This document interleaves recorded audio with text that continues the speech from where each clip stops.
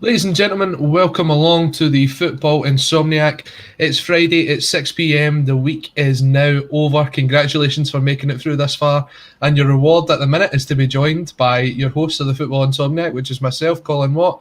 And back from vacation, or an almost vacation, Callum McFadden. Callum, tell the listeners what happened. So basically, as you know, Colin, I was supposed to be going away for a few days last week with the restrictions lifting, but basically where I'm based at the moment in terms of work, there was a positive COVID test which led to the trip being cancelled and me being stuck in the house for 10 days. So the 10 days is up this weekend, which is decent, but at the same time, it's been a long time, I won't lie to you. At least the weather's not been that good. Today's been lovely, but there was snow earlier. In the week, snow and hail. It's May. What's going on? Global warming for you, I'm telling you. But we've got a lot to discuss on this week's show. We'll be looking at the events that took place at Old Trafford last weekend when the Man United fans got into the stadium, got into the park even to protest against the Glazers. We'll also look and see whether it's time up for Mikel Arteta at Arsenal following their knockout of the Europa League from Villarreal last night. We'll take a look over those games in total. We'll look at the Champions League and the Europa League and make our predictions for the finals of both games.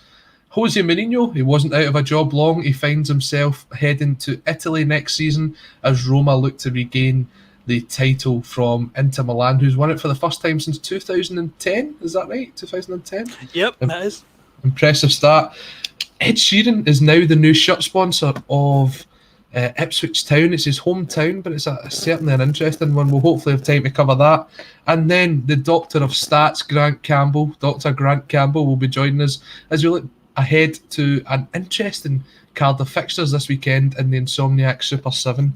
But Callum, let's head back to last weekend, and there was major disappointment across the country, and that was only at the Line of Duty season finale. Everyone built up to that, and it was a bit of a flop. But no, there was also disappointment in the footballing world that the big game, Manchester United versus Liverpool, was called off after the fans broke into the stadium. Now, when you saw that at first, what was your first thoughts? Did you think it was as big a protest as just hearing the fact a couple of fans broke in and then seeing the pictures?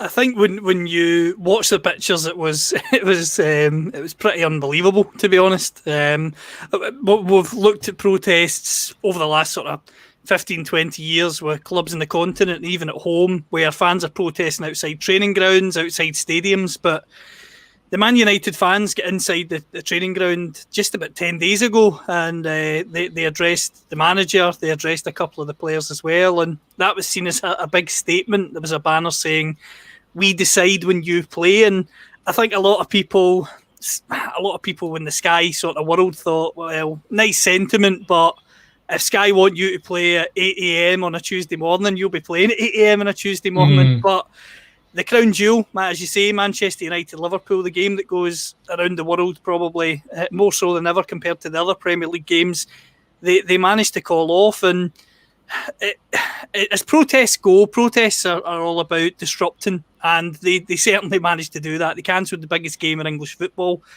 The one thing that I know we will debate in the show is whether it went a wee bit too far. I know Gary Neville and others were calling it a mostly peaceful protest, but there was still a police officer who was visibly injured. There was flares thrown at the skybox. Graham Souness was talking about beer cans and all that sort of thing being thrown at the production staff. And one of the clips that really annoyed me, if I'm honest, Colin, was there was a fan who basically took a camera and smashed it up. And you know, the thing that's sad for me with that is being involved in football and having covered games at grounds, a lot of people who do this sort of stuff are freelance, and that's probably a freelance photographer's main way of making money, and somebody's just trashed it thinking they're making an impact. I think the thing I would say to Man United fans who are protesting is, yes, be loud, be proud of your message because it's clearly going to resonate, but when you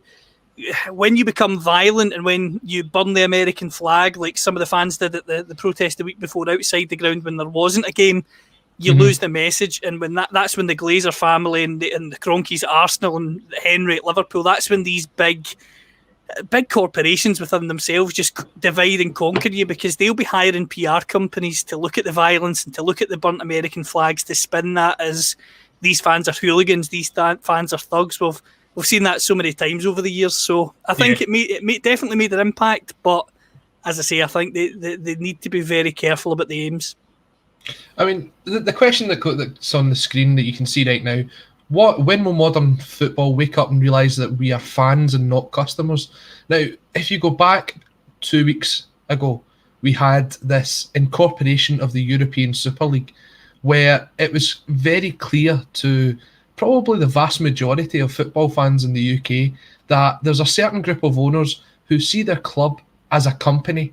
They don't see it as a football club, with the interest at heart making money. That not about putting a team on the park, not about having the values of the club that you that was founded on. Like, for example, when you look at the Manchester United protest, you saw the yellow and green scarves of Newton Heath. And when you think about the sort of conglomerate side of Manchester United compared to the small sort of upbringings of Newton Heath, they're so far away from what it was actually founded for. And that was the reason why FC United of Manchester were formed as well. Look, football has become a massive business, and business people are coming into the football world with no interest in the game. Absolutely no interest at all. You take a look at the Glazers, you take a look at the Cronkies at Arsenal. They've built up a kind of portfolio of sports teams because they know the money's in sport.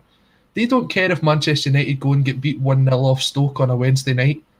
They don't. They care about how many fans actually were in the stadium. What was the average revenue per fan? They're not bothered about the result. They might be bothered to the fact where it gets to the end of the season, they go, we're not top four, so we're not in the Champions League, which means we're not getting that money. But that's all they care about, is the money side of things. It's not the fact of where you are on the table, what the fans feel. And it is about time that fans actually stand up to these owners. The question then is, did this cross the line? And I think looking at it, you have to say it did cross the line. They illegally entered the stadium. That's a criminal offence. You break and enter into a place where you weren't welcome into. You're not allowed into. You got the game postponed. Now, fans will say that's a win for them because, as you said, they broke into the training ground and said, we'll dictate when we play. But now you're looking at a fixture pile-up that Manchester United have got before a Europa League final that's coming up in, 3 weeks' time? This could seriously affect Man United's finish to the end of the season. And for that, I just think they've crossed the line and they've probably hurt the club more than they've tried to help it. I think that's a fair analysis, Colin, but I think when you look at the Manchester United supporters groups that have been releasing open letters and statements on Twitter, I think the most telling one was from Must, the Supporters Trust, that basically said if Joe Glazer didn't get back to them by today, a protest of this nature would occur again in the near future. It just so happens that Joe Glazer has got back to the Manchester United fans. It's ironic, that, isn't it? he's communicated twice in 16 years, both in the last fortnight, which is interesting. He's promised that he will communicate with fans at a fans forum. He said that he will release some shares for fans to buy. But naturally, I think fans are going to be sceptical because the Glazer family have not communicated until now. And let's be honest with you, maybe I'm controversial saying this, maybe I'm not. Do I believe Joe Glazer wrote that letter today? Absolutely not. In my opinion, you might disagree. I think it's just a good PR company doing their job. But I agree with you in the sense that when a police officer is injured and flares, etc., are thrown at sort of professionals who are there to do a job, whether we think Sky are good for football or whether we think that Sky over the years haven't been good for football, I don't think you can be throwing flares and cans, etc., at people who are just there to do their job. You know, they're there to produce a broadcast of the game. They weren't there antagonising anyone. They were doing what they do every single week up and down the country. So it definitely went too far in that regard. But on the other hand, I think local Manchester United fans showing that they can get a worldwide game postponed, I suppose, gives them a lot of power. And I think that statement from Joe Glazer today hints that, I'm not saying he's going to act upon that statement, but it definitely suggests that it's raised a few eyebrows on their side, because the green and gold scarves, as you mentioned, from Newton Heath, they were around when United were in Champions League finals. David Beckham famously raised one at Old Trafford in 2010, but I don't think the Glazer family ever felt that they were going to be under real threat. I think they felt if they won a title or two, it would dim down. You're now seeing them respond in a statement, and the cynic in me says, do they go and sign someone like Harry Kane this summer and hope it can paper over the cracks and the fans will, when they get back into the stadium, will focus on what's going on in the park rather than what's going on off it? That's the cynic in me. But I think the Manchester United fans, if they want the Glazers out, have to stick to this and have to stick to it for the medium term, because if you give up, you lose that message, and if you do it in a year's time, people will say, well, why did you stop a year ago? Why did you just dim that? So I think they have to keep it going if getting the Glazers out is the end game, which I think it is for most people.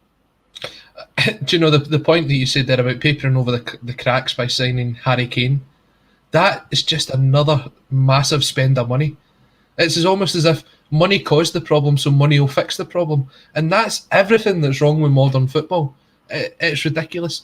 But what isn't ridiculous is the people that are watching us, obviously, on Facebook, on YouTube and on Twitter. Do get involved, just like some people have already done. Fraser Ogilvie, a big fan of the show.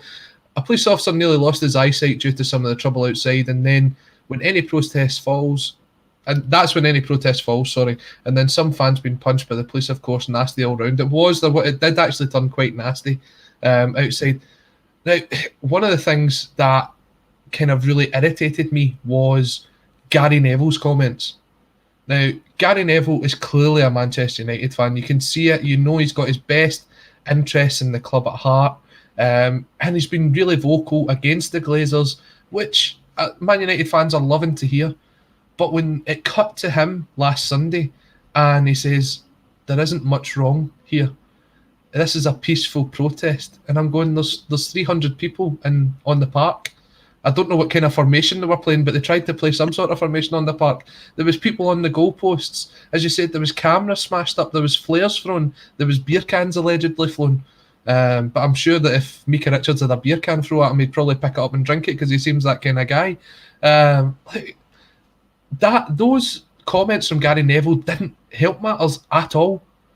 That almost suggested, and as you've quite rightly said, in the letter that was sent to one of the Glazers earlier this week, we will do this again because we've got the backing of a club legend in Gary Neville who says there wasn't much wrong in what was happening. So this kind of incident, for me, is something that we could see happen again, and it's not the right way to go about things. I agree, and I'm just going to play devil's advocate on Gary Neville. I loved him as a player. I thought he was an outstanding right back, and I know people look at the modern day right backs, your Alves in the last 10 years and Alexander-Arnold and these guys who are unbelievable going forward, but Gary Neville was an outstanding defender and was for over a decade. The point I want to make, though, to play devil's advocate, Colin, Gary Neville's talking about sticking up for the English pyramid. He's bought Salford. He changed the club's colours. They were a team who wore orange. They were the Amis. He changed it to red, the Manchester United colours. Peter Lim, billionaire, helped buy the club. They shot through the divisions very quickly. They've sacked manager after manager in recent months. Richie Wellens, his camp have suggested there was interference from upstairs in team selection. So if Gary Neville's going to be the man who communicates for fans, etc., I'd be interested to know if there's a fair few Salford fans out there who are going to be saying, well, hold on a wee minute here. Aren't you just critiquing what you've done with us, albeit we're happy to be in the Football League now? So I think it's the pundit that's impressed me most, I'll be brutally honest, is Jamie Carragher, because Liverpool legend, be very easy for him to point score against Manchester United last week, but I thought he was very balanced. They understood the arguments from Manchester United fans and the fact that they've been unhappy for a number of years, not just the last couple. So I think for me, Jamie Carragher's been very good. Neville undoubtedly has been very good too, albeit you could say he was a bit contradictory. But the thing that's interesting, and I've said it a few times, Sky Sports, since they've bought the Premier League, ticket prices have went up. Away tickets, so I know there's a sort of 20s plenty, 30s plenty sort of campaign down south as well.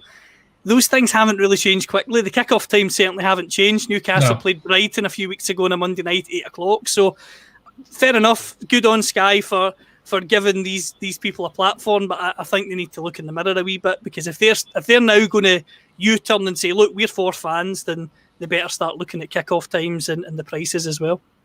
Just going to bring up some points. Kevin Graham coming in to say peaceful protests are fine, violent ones are wrong, and that is absolutely spot on. Gary Neville is a hypocrite. He's paid by the devil of modern football, just as you were saying, Callum. Welcome to the jungle coming in saying the fans need a voice. Peaceful protests are fine. That's the point. A peaceful protest is fine.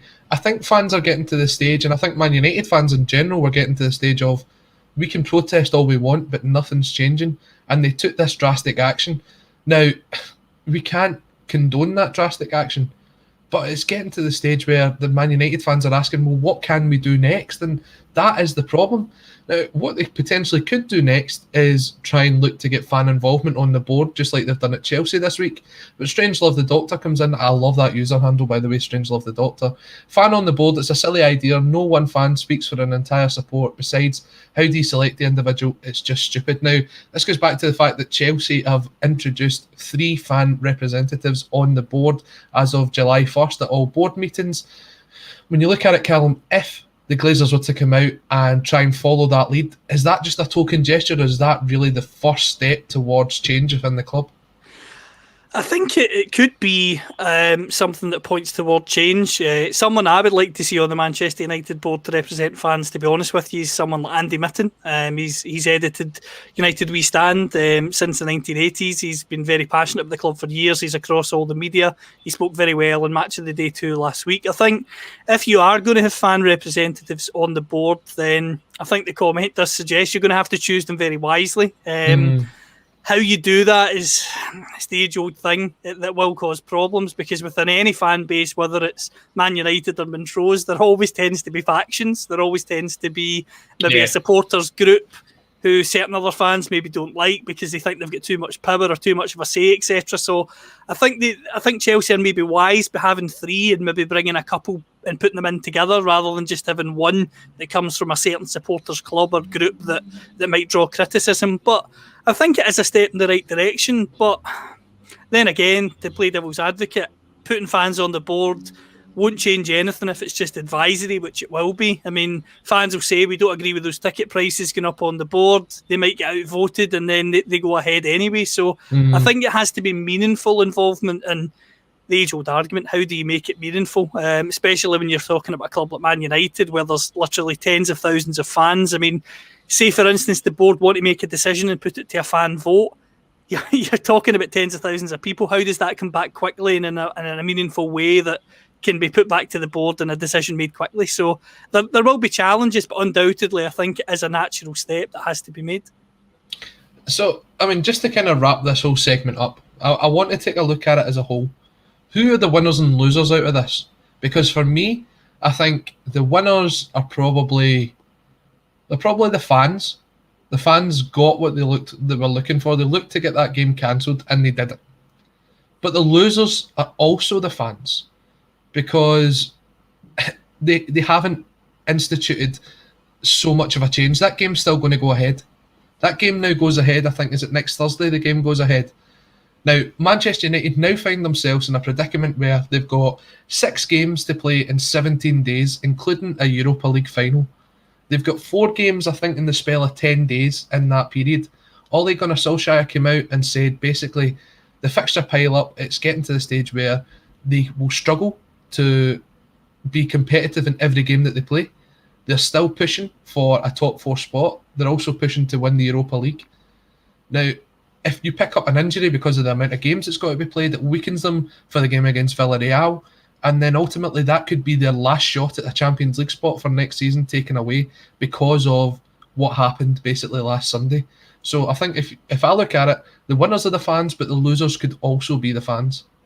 I think that's, again, a good point. The one thing that I would say, just to back, and I think some of the people in our comments will agree, clubs like Manchester United have got £40 million squad players in Donny van de Beek, who's barely got a kick this season. You could argue the fans on the Old Trafford pitch last week have had more minutes than him. So I think it's vital that United utilise their squad and utilise the talented young players they've maybe got in their under-23 setup, because Montrose put a great tweet out saying they had a fixture pile up and their players were working 9-hour shifts before they went and played. So although it will be tricky, I think Manchester United have got the depth to get through with it. And if they don't, the point I would make is then why don't you? Because you've got a wage bill that is absolutely obscene. So if you're playing players fortunes per week, then and you've got a squad of 25, then you should be able to rotate and get through it.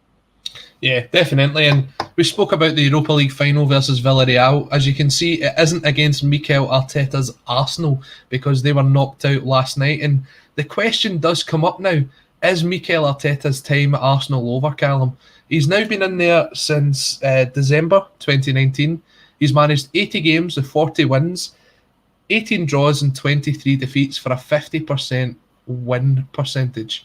I know we've got some Arsenal fans in because Fraser Ogilvie likes to bring that point up, but the question has to be asked, Callum, will Mikel Arteta move on from the club?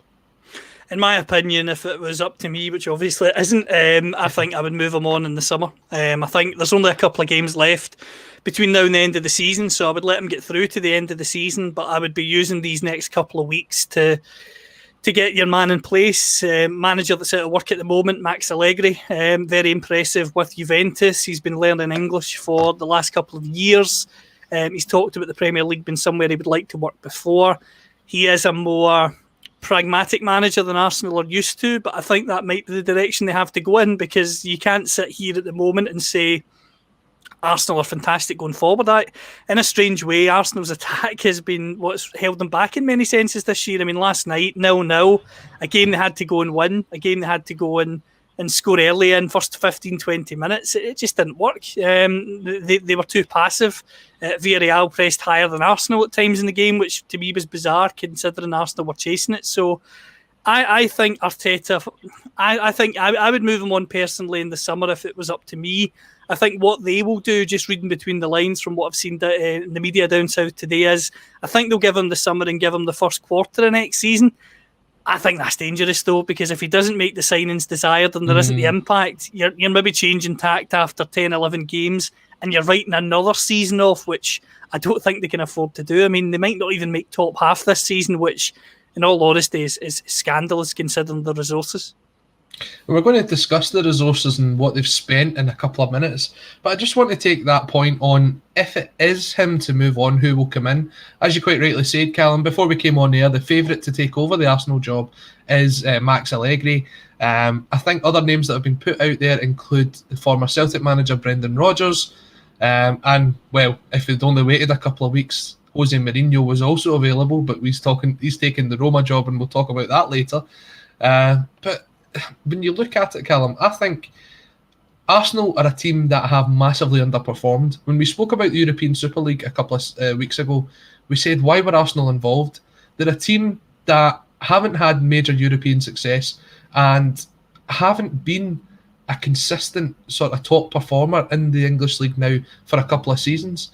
They're a team that's on the downward spiral, and the fact that they're sitting where they are right now in the league, for me, it's not as if they've underperformed. When you look at the squad they've got, it needs serious investment.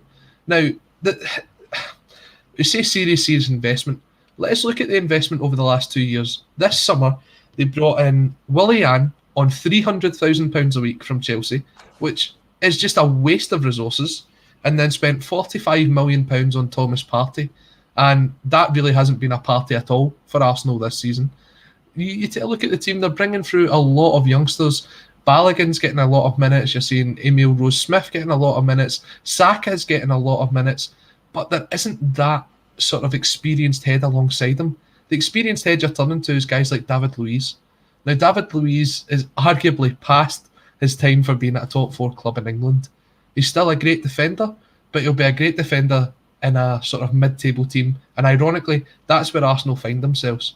Finished 8th last season, currently 9th this season, could finish even lower, and after being knocked out of the Europa League last night, faced the fact that they could be without European football for the first time since 1995. When we talk about a rebuild, that one at Arsenal is massive. It is massive, and you're right when you consider, I mean, the Willian one interests me in particular because a lot of Arsenal fans were very angry with Mesut Ozil staying at the club on a very large salary, and you could say rightly so, because he was good in his first few seasons, but I think it was very clear as the years went on that that his star was on the wane. Obviously, he's now playing in Turkey, which I would argue shows that. No disrespect to the Turkish league, but it's not an elite level of football week in, week out for a player of that who had that talent. So to replace him in a sense with Willian just is nuts. I know he was very good at Chelsea for a number of years, but when a player gets to 32, 33 and they're demanding a 3-year deal and the club that they're at isn't willing to give them it, I think that just tells you everything you need to know, because he was a very good player at Chelsea. I think Chelsea, by all accounts, would quite like to have kept him, but when he demanded a 3-year deal, they couldn't get him out the door quick enough. And I understand maybe the desperation from a side like Arsenal to think, right, technically we're stealing a player that one of our rivals wants to keep, but at 33, it's never going to be sustainable. And the one thing that is embarrassing for Arsenal in many senses is the fact that their best players this season, as you've rightly mentioned, Colin, are the players they've developed themselves, which is admirable. Of course, it's admirable. But at the same time, surely the whole point is that the Smith Rowe, the Saka, the Balogun, that they came through and they've got a couple of really good senior established pros to help take them on a journey. It's got to the stage where you're trying to discard the senior pros and get those guys in the team to have a chance of winning games. I mean, it's bizarre. The away game against Slavia Prague, for me, those young players were what made the difference on the night. Whereas surely that should be the other way about, where your experienced pros are making the difference and the youngsters are getting the chance to develop. But as I say, I don't think, in my opinion, I wouldn't be giving him another season. I know he's won the FA Cup, which he deserves credit for. But if you finish bottom half with Arsenal, that's a shambles. And I was listening to TalkSport for my sins this morning, and someone compared them to Bruce Rioch, who wasn't fondly remembered, let's just say, with Ian Wright and a few of the Arsenal fans. So if you're getting compared to Bruce Rioch, the writing's on the wall. And it's not to say that Mikel Arteta is a bad manager. Not at all. It's just that when you take a job like Arsenal, there's such a sort of expectation put upon you. And you have to be able to live up to that expectation. And Mikel Arteta has not been able to do that. And it's not because of the resources that he's been given, because you can say he spent 140, well, he didn't spend 140 million. Unai Emery spent it last summer, bringing in guys like Kieran Tierney and Nicolas Pepe. He then went on and spent 45 million, as I mentioned, on Thomas Partey. But it's like some of Arsenal's best signings over the last couple of seasons have actually been their loan deals. I'm looking at Martin Odegaard and I'm thinking that is a fantastic player, but that's a player that you want to have in that side permanently. That's a player you want to build the Arsenal team around. It was the same when Dani Ceballos was there last season. I thought he was a fantastic addition to that squad. And it's just like, why are you getting these players in that aren't yours? You're developing them. They're going to go back to their parent clubs, and the players that you are bringing in aren't stepping up to the plate. Now, you mentioned Mesut Ozil, £300,000 a week he was on to sit in the stand. Sorry, he wasn't on £300,000 a week. He was on 300,000 minus whatever Gunnar Soros's wages were, because he was paying Gunnar Soros's wages out of his own back pocket. And if you don't believe me, Google it. It's absolutely true. Arsenal have wasted a lot of resources. You look at Pierre-Emerick Aubameyang. That's harder than it sounds to say. He's 33 years old coming up for. Now, he's still got, I believe, another 12 to 18 months at the club. He's got another deal. He's still one of the key players. And as you mentioned, Callum, it took for them to go to the younger players in the squad to get past Slavia Prague. Last night, he went back to the senior pros and it didn't help them at all. There was guys like Balogun sitting on the bench. Emil Smith-Rowe didn't do much. Kieran Tierney still coming back from injury, so you can't put a lot on him. But there wasn't a lot of creativity. It wasn't clear-cut chances they were creating last night. It was really sort of half chances, snatching at things left, right and centre. And I honestly think if Arteta does leave the club, the next person you bring in is someone that has to rebuild that team. You have to say goodbye to guys like Lacazette, like Aubameyang, even guys like Granit Xhaka, and start building the team around a young player that you know you can encourage to stay at the club, and someone who has a lot of talent, and build and bring in professionals around them that can coach them and bring them up to the required standard. Arsenal are probably 2 or 3 seasons away from being a top 4 team at this rate. I agree, and one of the points I would just like to add to that is, for some reason, we set some of the big English clubs, the more money they have, the lazier the scouting becomes. I just personally feel. You look at sides like Leicester, who have shown up so many of the big boys when it comes to recruitment. Mahrez, Kante, Soyuncu at the back's been very good. Even Tielemans taking him for 35 million. A club like Arsenal, ironically, or Man United would be interested in him now at double the price. Maddison, another one that comes to mind.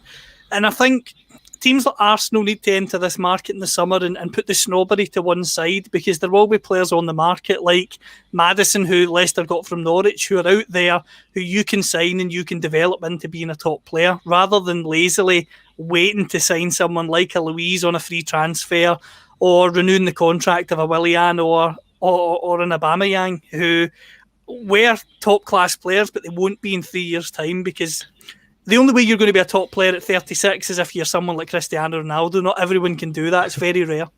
But that's the point. Like, those teams that you mentioned, those are teams that are performing better than Arsenal this season, and they have built their teams around a young, talented player. Leicester have done it around James Maddison, and Aston Villa, who have built it around Jack Grealish. Now, surely that is the sign for a coach to say, I can't keep relying on these older players, because we're playing 50, 60 games a season and they've just not got the legs in them anymore. I need to build it around the future, because they are the ones that are going to drive the revenue into the club that's going to help me make bigger and better signings going forward. At the minute, Arsenal just seem to be the MLS club. They seem to be the one that, are you 30 and above? Are you coming to the end of your career? Come on over to Arsenal, you'll play in front of 50, 60,000 fans and we'll pay you an absolute ton of wages. That's the way Arsenal come across to me right now. No, I agree, and I think it's something that absolutely has to be addressed as a matter of urgency, or they are going to be out the top four and out the main European competition for the next few years. And as we all know, that the longer you're out of the top European competitions, then the more irrelevant you become, and you're then facing an uphill battle to attract a top manager. You and I, Colin, have spoken about Max Allegri. You might get him this summer. If you write off another season with Arteta, would he even be interested next year if they finish 8th or 9th again? Probably not. I'm just going to bring up some of the points. Strange Love the Doctor back in to say, Arsenal are a great club, but oofed, the signings and wages are idiotic. Idiotic's probably the right word there. Fraser Ogilvie, obviously a suffering gunner, saying it does make you wonder if Arsenal actually bought who Unai Emery wanted in Zaha instead of Pepe and Fabinho before he went to Liverpool. Glazidski, I can't even pronounce that, went the other way. It's the guy that's in charge of the transfer recruitment at Arsenal. And also Contact67 coming in to say, and that's a brilliant Limmy picture, by the way, that's fantastic. Surely we all knew Arteta wasn't the right man from the off. Bringing in a rookie coach to manage one of the biggest clubs in England, their board and owners are killing the club. Now, another team that brought in a rookie coach this season, who then let him go and brought in someone that was an experienced head, are currently about to be playing in the Champions League final, and that is Chelsea. Chelsea get rid of Frank Lampard around about January time when they knew that the season needed to turn around. They bring in someone like Thomas Tuchel, and lo and behold, they find themselves in the top four and going for the Champions League. Callum, that was an extremely impressive performance against Real Madrid through the week.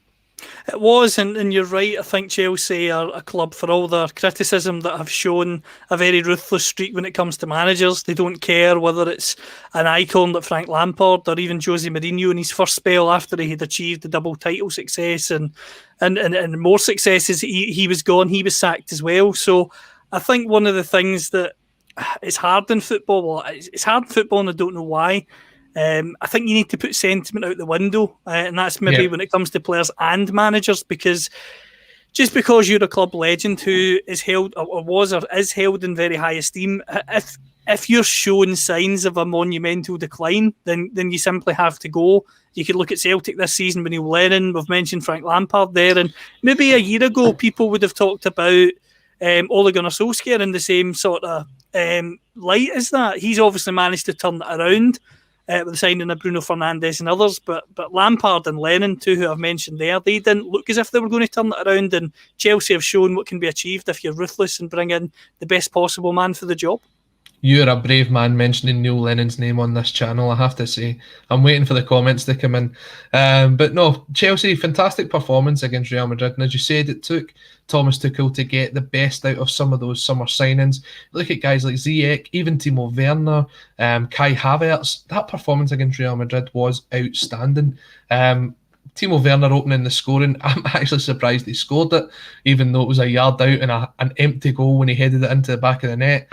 And someone who's a real big talent down south, and someone who's actually probably proved me wrong this season, is Mason Mount.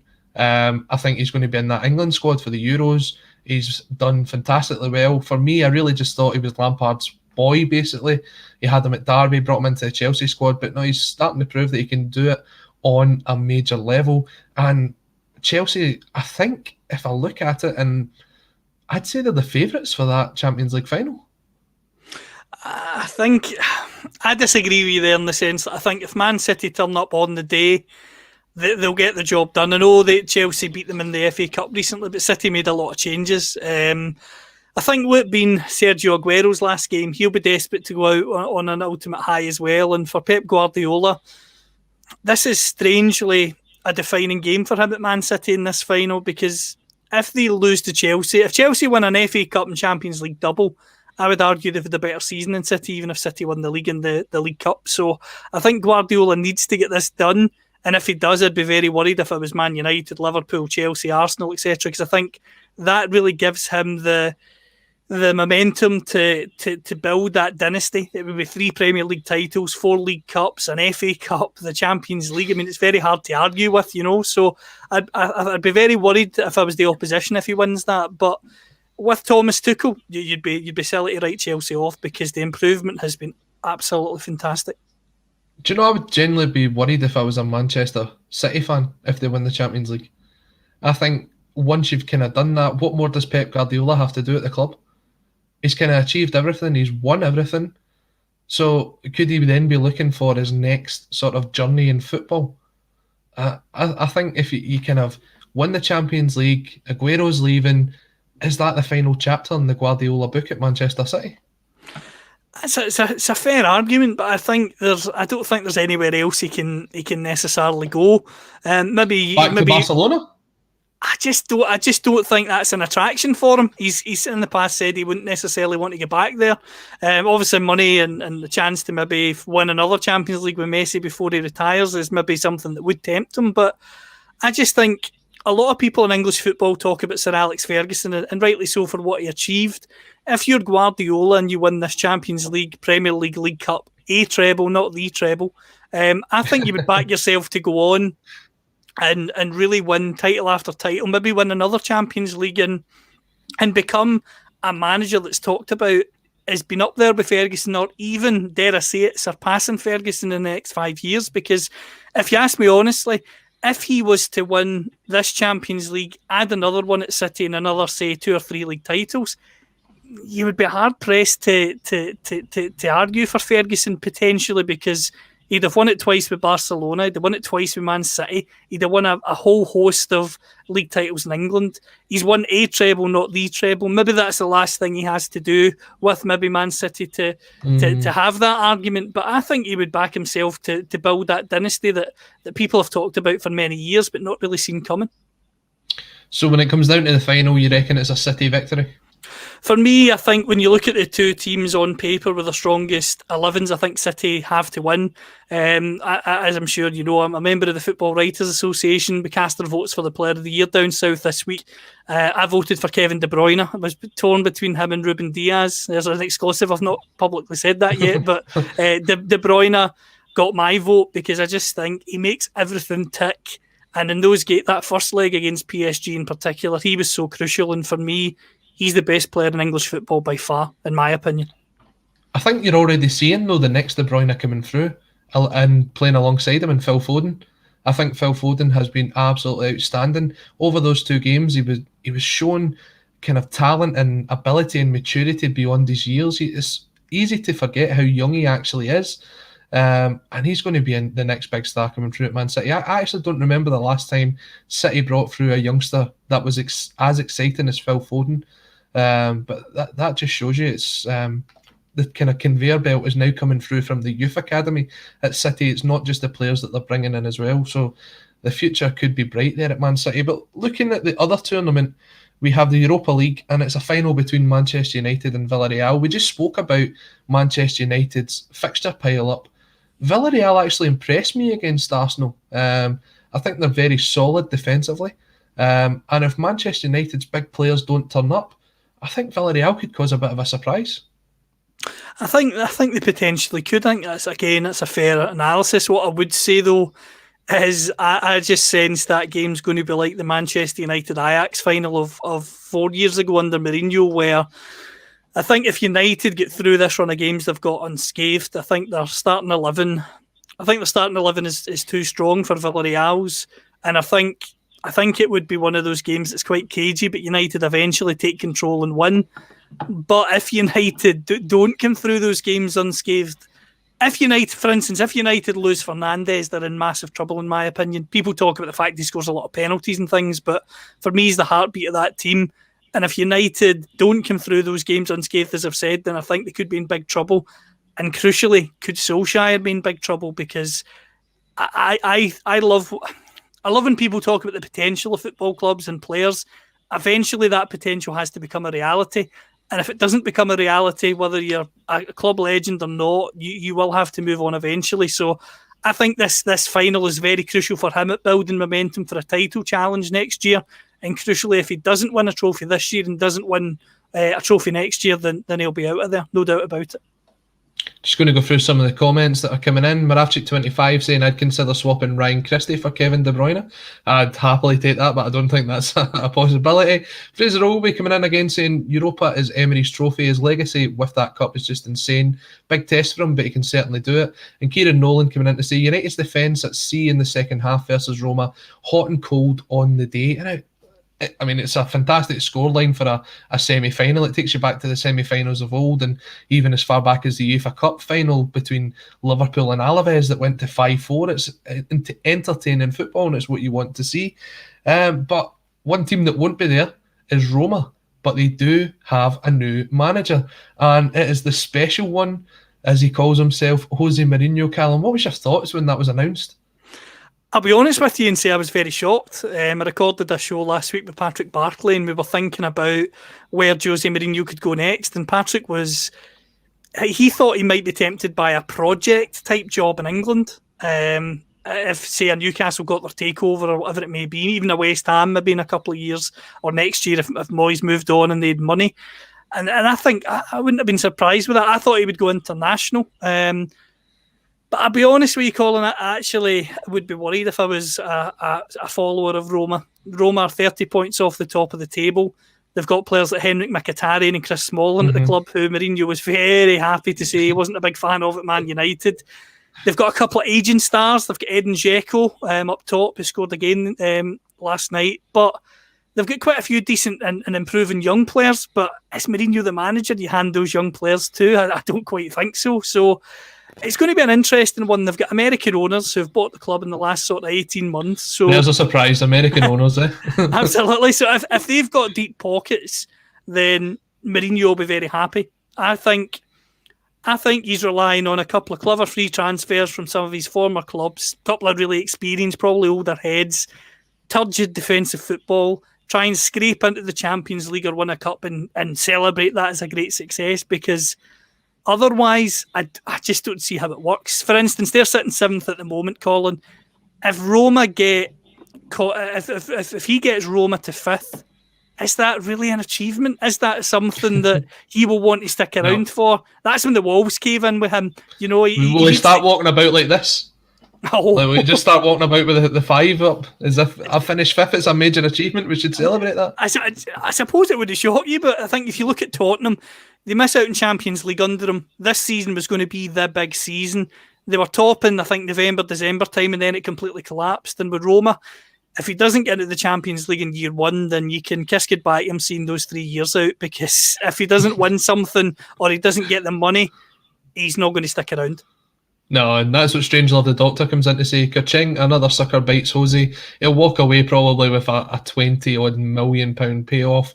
Moravcik 25 coming in. Roma managed to secure a manager and backroom staff within 48 hours. I feel the pain. As a Celtic fan, I really do feel the pain. That's over 10 weeks now we've been without a manager, and I think every day you hear rumours that it's about to change, but it's not quite happening. But yeah, the special one moves to the special city of Rome, and we'll probably go and meet the Holy One. I'm sure we'll see that. But yeah, he's going to need some massive investment, and as you said, new owners at Roma. Maybe we'll see Cristiano Ronaldo stay in Italy. Maybe he'll go to Roma next season. That would be an interesting one. But yeah, he's going to have to do some major rebuilding to get Roma back to the sort of levels where the club think that they should be at. I'm just going to bring up a couple of comments here.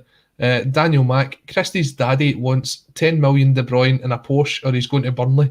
Now, we're going to be talking about the predictions ahead of the game, but that one was brilliant, because I think if you're a Celtic fan, you'll know the kind of relationship between Christie, his agent, and Celtic at the minute. So a nice laugh on a Friday evening. But we are delighted to bring in one of the Football CFB family to the Football Insomniac. You can see Callum behind him with the Football CFB. It's a brand that he's built up over the last, 18 months to 2 years now? Just under 18 months. It's been pretty mad. And someone that he has got on board is a man who loves a stat or two. It is the Doctor of Statonomics. It is Dr. Grant Campbell. Is that a good enough intro for you, mate? That's a superb intro, Colin. It's great to be on the show. Hope you're keeping well. Hope everyone is well. Nice to see you both. Doing really good, mate. Doing good. You're in for the Insomniac Super 7. This is the 7 big games ahead this weekend. And I tell you what, every single one of them is very, very tasty. We're looking at what your prediction will be for the weekend. Let's look back to last week when I was joined in Callum's absence by the boys from Red Tinted Glasses. And I also had Laura Bradburn on. Now, looking at the point system, I predicted an Aberdeen victory. I had a draw between Motherwell and Kilmarnock, which didn't go too well. The same with a draw in the Glasgow Derby, which didn't go too well. But the big one for me was I was the only one to predict Lyon to beat Monaco. So I'm feeling good ahead of this weekend. Callum, you've had a week off and a chance to scour the league tables and the form tables. I'm expecting big ones from you. And Grant is a stats man. If you don't get 7 out of 7, something's gone terribly wrong. Is there a booby prize for finishing last? If there is, I'm claiming it. The booby prize is you have to go and take Callum away on a holiday. That's the thing, but you don't know how far that will get you down the line. If you missed that, go back to the start of the episode and you'll see where Callum had terrible holiday plans this week. You'll get that vacation some point, mate. You'll get there eventually. Now, we'll start with the first game, and it is a preview of the Champions League final this weekend down south. Man City play Chelsea in the Premier League.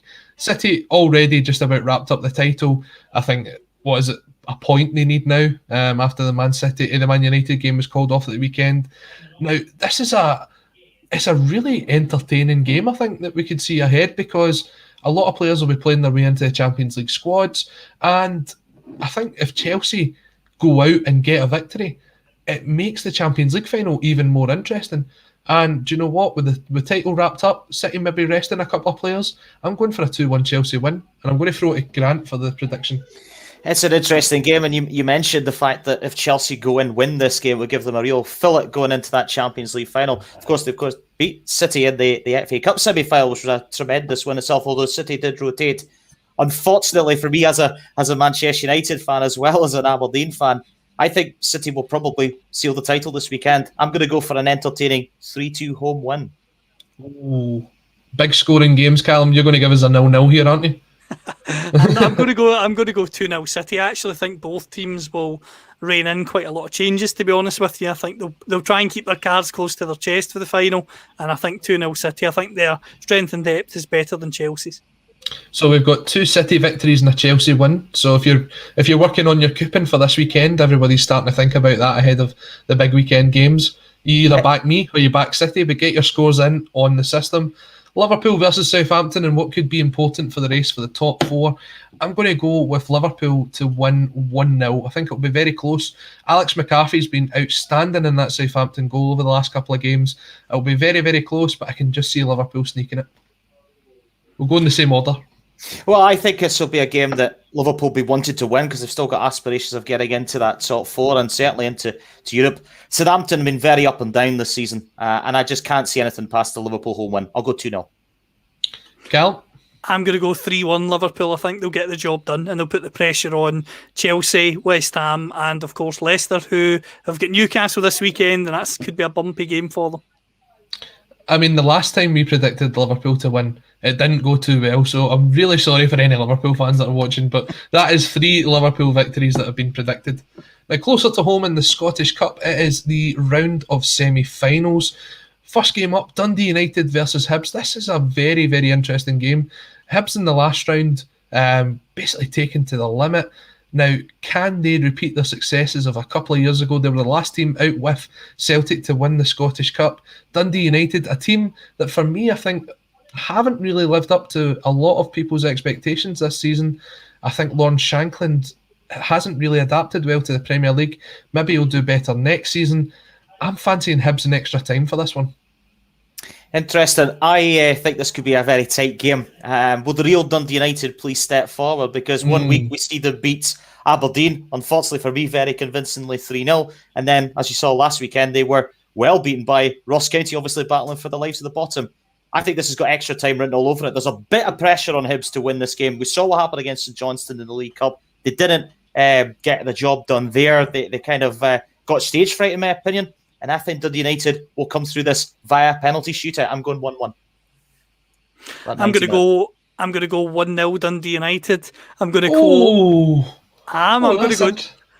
go Dundee United to go through, and I'm going to quote Russell Boyce. 2 things that don't go together: Jack Ross and cups. I mean, it would be the ultimate Hibs in it, because you've got to say they're the favourites for this trophy now.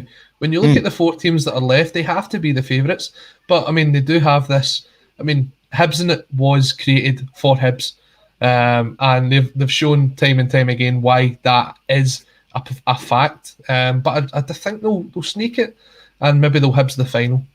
Next, the second semi-final is St Mirren versus St Johnstone. Now, St Johnstone go into this game without 4 players. We don't know which 4 players it is. 2 players tested positive, and another 2 players were deemed as close contact. So they go in without 4 players. Unless I'm missing anything before we came on air, it hasn't been announced who the 4 players are. ZX Lamal has been signed as an emergency goalkeeper, so looks like maybe one of the goalkeepers has potentially tested positive. That's maybe an outside site. Yeah, I'd say if it was Lamal, then potentially it's the goal-scoring hero from the last round. Xander Clark will be missing out. Now, Bobby's Lamal, he was signed as a temporary goalkeeper earlier on in the season, wasn't he? St Mirren. Yeah. St Mirren. Against Celtic, so this will be an interesting one. Is there a story in light? Against his old club, I think St Johnstone will probably still have enough in it. Again, I think this is one that's going to go to extra time. St Mirren can, on their day, be a fantastic side, but they haven't done it often enough. And I think the pressure of the semi-final might eventually get to them. I fancy St Johnstone to take this one in extra time. I think this is a very tough game to call because, as you mentioned, St Johnstone with these players missing, I think could work for or against both teams. St Mirren were very poor, I felt, in that semi-final against Livingston in the League Cup. Will they have learned from that experience? St Johnstone, great win over Rangers. Can they back that up in the semi-final? Can St Johnstone do a cup double, which for me would be an outstanding accomplishment? I'm going to say they will in extra time. I'll go 2-1 St Johnstone. I'm going to go 1-0 St Mirren. I think they will have learned from that last semi-final. And I'll be honest with you, Jim Goodwin's going to lift the cup. Grant, what's he doing? He's just, everything's against us, isn't it? That's exactly what he's trying to do. Your card's marked, McFadden. Honestly, I'm watching you. I liked one of the comments that came in from Strange Love the Doctor, just saying the Saints will win. Now, see, when you look at it, if Callum Davidson wins a cup double, is he manager of the year? For me, 100%. For a club like St Johnstone, to win any cup is outstanding. To win 2 cups in the same season, well, that's just the stuff of legends, isn't it? I think I agree with Grant. I think to win the Scottish Cup and the League Cup, given his budget, given the resources that he's got, I think he would have to be. He'd have to be manager of the year, given the freedom of Perth, and they'd have to name McDermott after him. Because if you're winning a major cup double at St Johnstone, no disrespect to St Johnstone, I just think that's once in a lifetime stuff. Yeah, I think if he does win both of them, he deserves it. But I still have this feeling that if Rangers go unbeaten throughout the rest of the league season, it will be given to Gerrard. I think there's almost a kind of bias towards Celtic and Rangers when it comes to that. But understandably, Callum Davidson has done a fantastic job at St Johnstone, and they will be a team to keep an eye out on next season if they can keep the core of that squad and add a couple of good additions to it. 4 games down, we move across into the continent, and a big game in the La Liga title race, Barcelona versus Atletico Madrid. Now, only a couple of weeks ago, Barca looked as if they were out of it, but teams are dropping points left, right and centre here, so it is absolutely anybody's title to win. I think Barca have this sort of thing where they've not really turned up for a lot of big games this season, but Messi can single-handedly carry them through it. Suarez, it'll be interesting to see if he plays and he comes up against some of his former teammates. I think if Barcelona turn up on the day, they'll get the victory. And I'm going to back that. I'm going to go with a 2-1 Barcelona victory. Well, I have done a little bit of homework for this one because I actually got in touch with Spanish football correspondent Alvaro Romeo last night. Obviously, Villarreal winning in the Europa League. And I also asked him about this game, Barcelona and Atletico Madrid. He says to me he thinks Atletico will win the La Liga. This was on the night. He still thinks they'll go on to win it. I'm not so convinced, but I'm going to go for a draw in this one. Much in the fence, and I'm going to go 1-1. I'm going to go 0-0. The two of you need to take the splinters out your backside and get off the fence. But no, I mean, more realistically, I think it will be a draw. But I've just got a wee feeling Messi's going to have maybe one final swan song. I'm going to have a bonus bet on this one. Messi to miss a penalty. Oh, what odds will you get for that? Someone will look that up and let us know. I don't know. Moving across to Germany, a big game over in the Bundesliga as Dortmund take on Leipzig. Dortmund, for all their success in Europe this season, have been pretty poor when it comes down to the Bundesliga, and they're pushing to get back into the Champions League spots. They could perhaps miss out. Leipzig, again, a team that have went sort of from strength to strength over the last couple of seasons. Although it looks as if it's Bayern Munich's title to lose, I think this could be a high-scoring game. I'm going to go 4-3 Dortmund.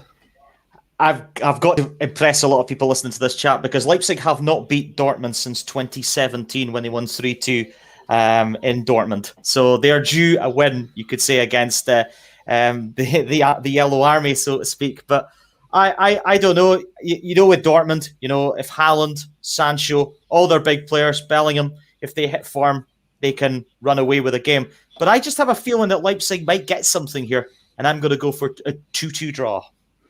I'm going to go 3-2 Dortmund, and I'm going to go for Erling Haaland to score a hat-trick. Yeah, I just think Dortmund are due a massive victory this season. They've not really had it, but there's always goals. This is going to finish 0-0 after me saying that. Now, we just mentioned that the Italian title race was wrapped up last weekend when Inter Milan won it. But in that race, we still have Juve versus AC Milan to look forward to. Two teams that are pushing for the kind of top 3 spots the Italian teams get, isn't it, for the Champions League? Ronaldo versus basically that whole AC Milan team, because he'll take them on single-handedly. I'm not even going to pick names out, but it's the kind of Ronaldo versus Zlatan derby. Let's see it, because he'll pull you up if you don't mention his name. I'm going to sit on the fence with you guys. It's 2 each. This is a game that I think Juventus need to win more than Milan, because I think if Andrea Pirlo loses this game, I think there's a real danger of Juventus missing out on Champions League football altogether. You know, it's so tight in that table, just 5 points between Lazio in 6th and Atalanta in 2nd place. And I really love Atalanta, by the way. They'd be brilliant this season. Moving on to the game in itself, I'm going to go for a bit of Ronaldo magic to win a very tight game, 1-0. I'm going to go a comprehensive Juventus win, 3-0 Juventus, and it will be one of the last few games that Pirlo gets to manage for them. Well, everyone, that is the predictions from the Insomniac Super 7. We are wrapping up just now as the Clyde official podcast is just about to begin. But Grant, thank you very much for joining us on the Football Insomniac. Be sure to check him out on Twitter at @Stato_Grant. Me and Callum will be back next week and we'll look forward to seeing you all once again. But until then, have a great weekend, stay safe, and we'll see you next week.